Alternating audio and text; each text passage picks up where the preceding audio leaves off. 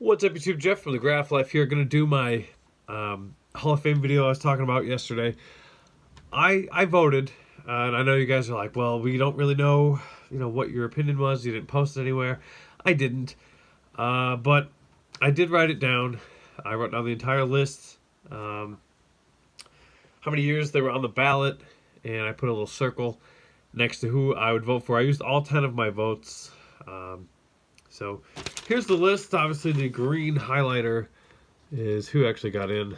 So I don't know if you want to pause that or not, but I'm going to go down this list here. Edgar Martinez, his 10th and final season. He's in. I voted for him. Mussina, his 6th season on the ballot. I also voted for him. He's in. Roger Clemens, I voted for him. Well, he didn't get in. And, he's been gaining a lot of ground in recent years. To me, he was one of the dominant pitchers. I know, say what you will about the steroid era, but he was always dominant. He was always a dominant pitcher since he started his career before I was born. And then I watched him growing up. Barry Bonds didn't get my vote, and, obviously the committee feels the same way. Curt Schilling, I kind of, he was like the National League Roger Clemens, I guess, in my mind. I mean, I know I'm a big Phillies fan, so that might have been why I gave him my vote. But who can't, forget the bloody sock with the Red Sox. I also voted for Omar Vizquel.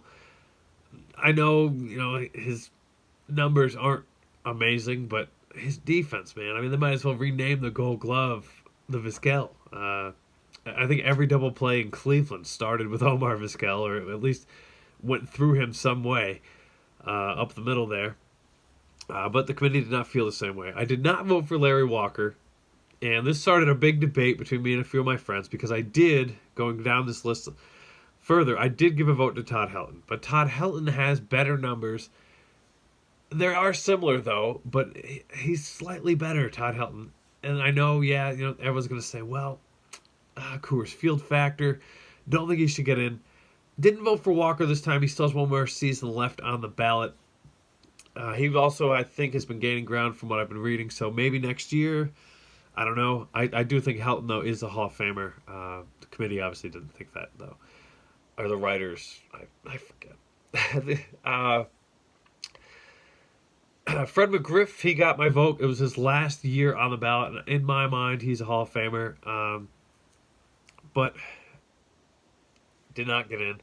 So I think it's the Veterans Committee or whatever they renamed it. I don't remember what they named it. They renamed it something. Whoever got Harold Baines in and caused all this giant commotion about the Hall of Fame, they can get Fred McGriff in. Maybe. I mean, it's going to be years down the road. But I think he'll get in. Manny Ramirez did not get my vote. Jeff Kent did. He did not get in. But he has the most home runs ever by a second baseman. That's pretty impressive. Gary Sheffield, I didn't give him a vote. Billy Wagner did not give him a vote. Closers are tough. I mean, Lee Smith just finally got in, and he was one of the better closers of all time. And I think it's ironic, too, that the Veterans Committee, or whatever they call it now, put him in the Hall of Fame the same year as Rivera. Like, I don't know. It's just funny. Two closers going in. But Wagner, he was good, but I just don't think he was Hall of Fame good. K-Rod, I think, might be the next closer. Just because he's the longevity of it, and he was a great dominant closer, but he wasn't Rivera. No one will be. That's going to be the hard thing now for a closer to make the Hall of Fame now. Is he's not Rivera. Which is why I think it's funny that Lee Smith is in now, same year. Anyway, back to the list. Scott Rowland did not give him a vote. It's only his second year on the ballot. I just never saw him as a Hall of Famer. I think he was always a great third baseman, a great player, a solid middle of the order guy, but not a Hall of Famer. I don't know. Sammy Sosa did not get a vote for me. I just don't think. I think he really is one of those steroid era guys that I couldn't do. Bonds, I could eventually maybe give him some votes. But Sosa, I just don't think so. Andrew Jones did not give him a vote. Uh, Chipper obviously was the better Jones on the Braves teams. Andrew was a solid player. I just don't think he was a Hall of Famer. Roy Halladay and Mariano Rivera, first year on the ballot, gave them votes, and they both got in. Excuse me. Halladay, I would have voted for him anyway, just because of his numbers. But the fact that he died, I don't know if that factored into why baseball agreed that he should be in the Hall of Fame, but I think it does. It's sad, but I really do think that factored in. Rivera was a no-brainer. Everybody voted first ever unanimous. I don't like that, though. I think that Ken Griffey Jr. should have been the first unanimous. Then Mariano, then Jeter, then Ichiro, and then Pete Rose when he gets reinstated, and then no one else should be unanimously inducted. But let me know what you guys think about that. That'd be something, wouldn't it? But he needs to be reinstated, speaking of that. I mean, Pete Rose, come on, bring him back. Reinstate Pete Rose. There he is. Reinstate him. He should be in the Hall of Fame. He should. Greatest hitter of all time, not in the Hall of Fame. It's terrible. Anyway, back to the list here. Andy Pettitte didn't vote for him, but I do think that I would down the road. I mean, obviously he has 9 years left on the ballot. I don't know. I don't know the percentage of votes that he got. So, depending on the percentages, if you could go back onto the ballot, I don't know. I didn't look that up. But I think he has potential to be a Hall of Famer. The next couple, actually. Lance Berkman, one of the killer bees. You already got Bagwell, Biggio in there. Berkman, I think you put him in. I do. He's a borderline guy, but I think you put him in. Roy Oswalt, you can kind of make a slight argument for, but I don't see it. I don't think he's a Hall of Famer. Miguel Tejada, I think, is a Hall of Famer. And then after that, this entire list is just kind of a joke. They're not Hall of Famers, but they did contribute to their team's success, but they're not Hall of Famers. I mean, some of them are just semi-stars, and I just don't think that makes you a Hall of Famer, but we'll go down the list anyway. Placido Polanco, not a Hall of Famer. Kevin Youkilis, again, not a Hall of Famer.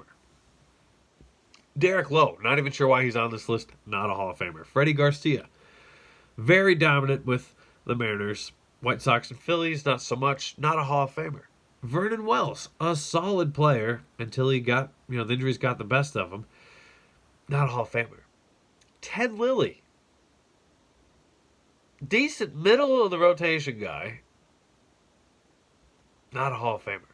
Travis Hafner, definitely not. Jason Bay, no. Michael Young, long career, but no. John Garland, not sure why you're even on the list.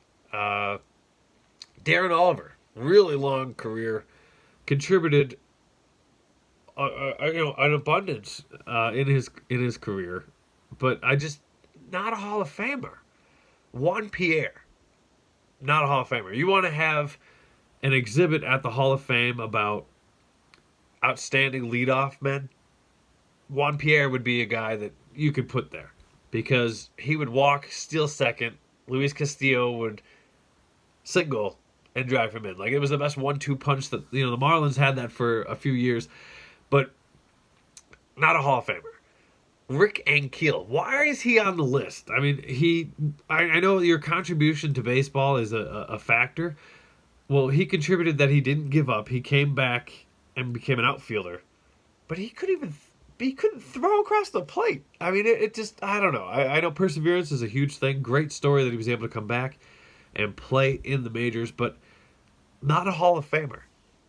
So basically, when I'm looking at this list, I feel like I voted for some guys that are borderline.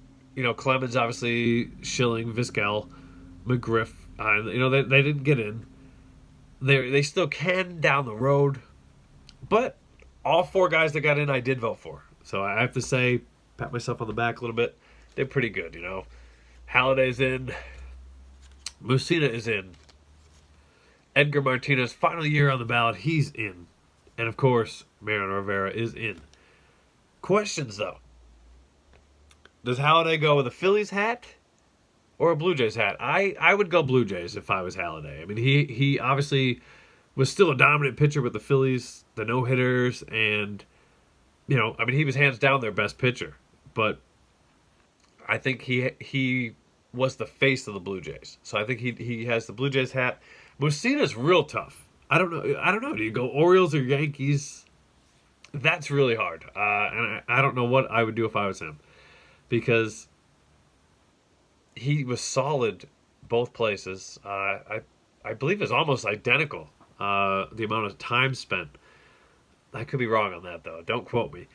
Obviously Rivera and Edgar Martinez, they Mariners and Rivera's a Yankee. They're easy. They didn't have to worry about which hat. Which I don't remember what Junior did. I think it's backwards, which is cool because he didn't have to worry either. But I don't know. I don't remember what they did. But that's my list. That's my take on it. I don't know. I want to know what you guys think about the who was on the ballot, who got in, who got snubbed. Who do you think will get into the future? Just let me know. I mean, it's a fun little debate where no one's really right or wrong because, for a long time I said Harold Baines would never be in the Hall of Fame. And he is. So, we'll see. But thanks for watching, everybody. As always, like, comment, subscribe. And I really am looking forward to hearing what you think about the Hall of Fame.